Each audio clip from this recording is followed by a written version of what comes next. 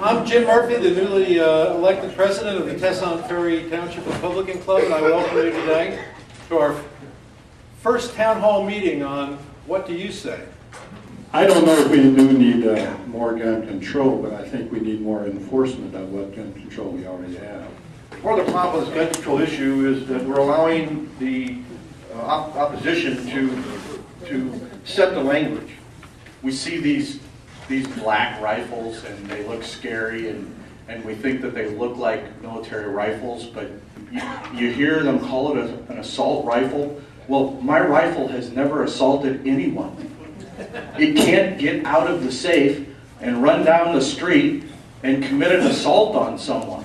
One thing about it, they don't really identify what they're calling an assault rifle. My son has an old .22 that will hold 20 bullets. That is considered an assault rifle. You know, we've been ignoring the mentally ill for a long time, and I think that's where we need to pick up on it. But the fundamental purpose, as I understand it from the Second Amendment, was to protect us against our government. And that's off the table. You know, those are hard things to say, but that's why they put that in there. We're fighting against a mainstream media. We agonize over, should we call this an assault rifle or a rifle? That's not what the issue is. The issue is we don't get in front and have our side of the debate fairly categorized in the American public. And this legislation that's being proposed right now, how they're going to find out about the mentally ill is when you start going to the doctor, your doctor is going to be asking you about your blood pressure and about your so on and so forth. And they're also going to ask you if you want a gun. And part of this legislation is to have questionnaires that will be going into the grade schools, and they will have a variety of seemingly innocuous questions, all based on safety. Do you feel safe at home? Have you been bullied? Does anyone threaten you? Does your dad, uncle, brother, sister, mother, or other relative own a gun? These are all very important issues for us to be discussing, even if we've been discussing them for decades or centuries. They're important issues for us to be discussing. But what I want you to consider is, what is the role of government? And what is the template that we measure that role by? Is it a majority that decides what is good government? All right? Are we governed by a constitution and the rule of law? And how each of these issues that we're going to discuss here tonight, the template is right here. Should the rich pay even more? Contrary to what the president thinks, wealthy people do not just spend all their money. They live comfortably, I'll admit that, but they take the big chunk of that money and they reinvest that into investments, their companies, that create jobs, that create purchases, that keep people to work. I think that the taxes need to be reformed, and I think that the spending has to really be looked at.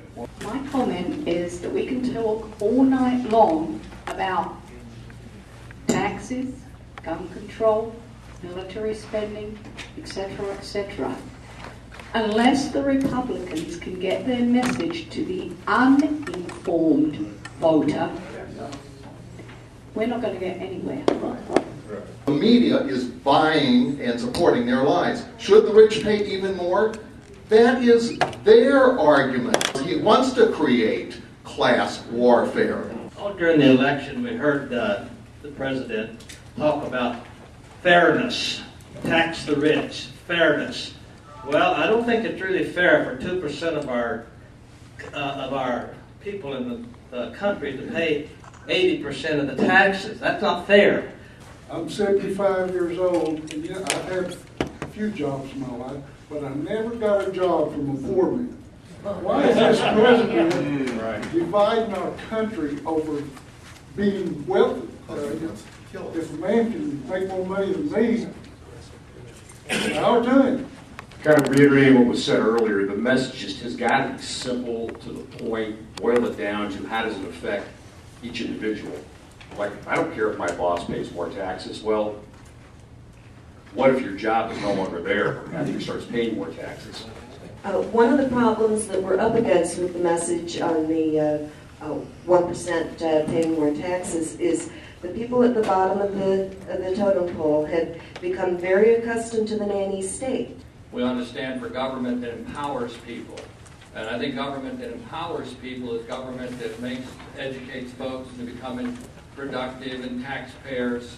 And so simply to say we are against any government program is not necessarily going to win. I think we need to look at government programs that empower people, promote those, but those that produce dependency, not be for those. And I think empowerment is the issue. I think those of us with conservative values are in a difficult position.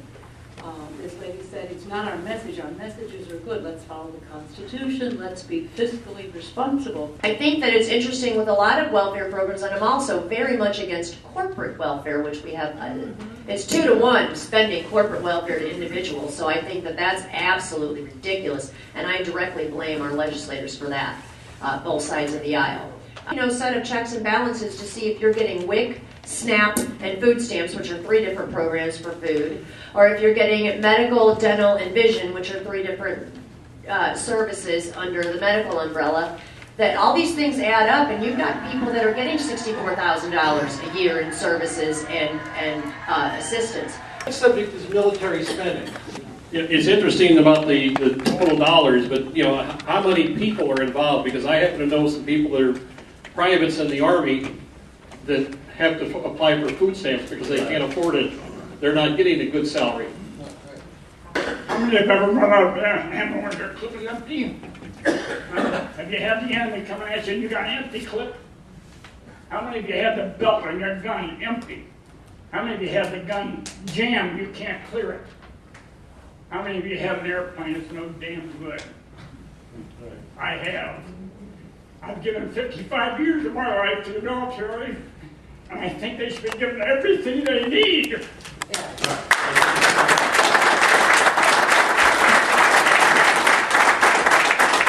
And then when the poor guys come home with their legs blown off, let's take care of them. That's all I got to say. But I think, candidly, the fact that places like Japan and Germany are places where we still have our military and we have bases there, some of which may not be necessary. Some of the expenses in those countries they could bear. And so it seems to me that some of our military expenses could be deferred by pulling bases home. And I certainly think that we need to be the world's top military, and I'm all for that.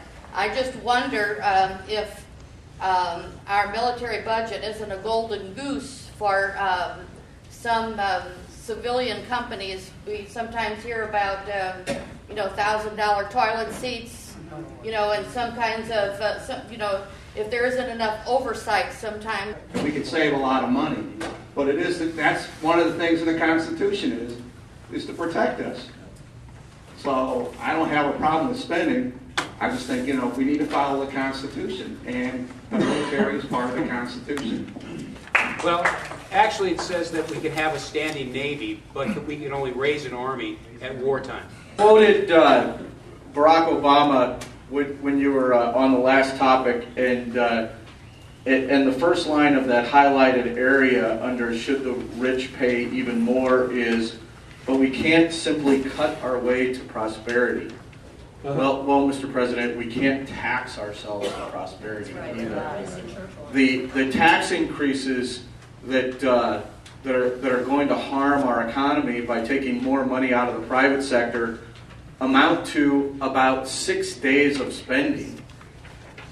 You look at this military budget, and you see that $700 billion. But if you were to cut our military completely, if you were to completely get rid of the military and save $700 billion a year, we would still overspend by another $1 trillion a year. I put my fear of climate change right next to on the list next to zombie attack. I don't think it's that important. One way to stop climate change is to stop. Don't you find it ironic that climate change is only caused by carbon dioxide released from capitalism? Tesson Ferry Township.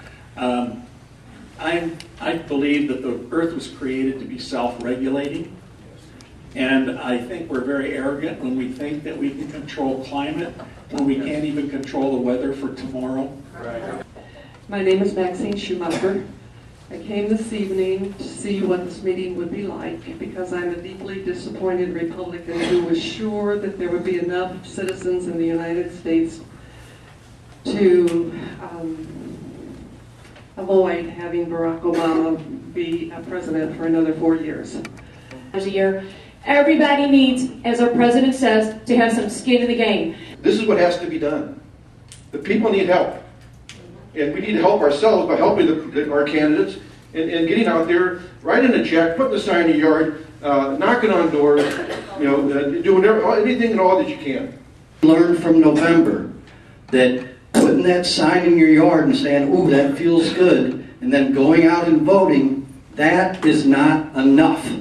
My friends, that is not enough. We need you to take more steps than that.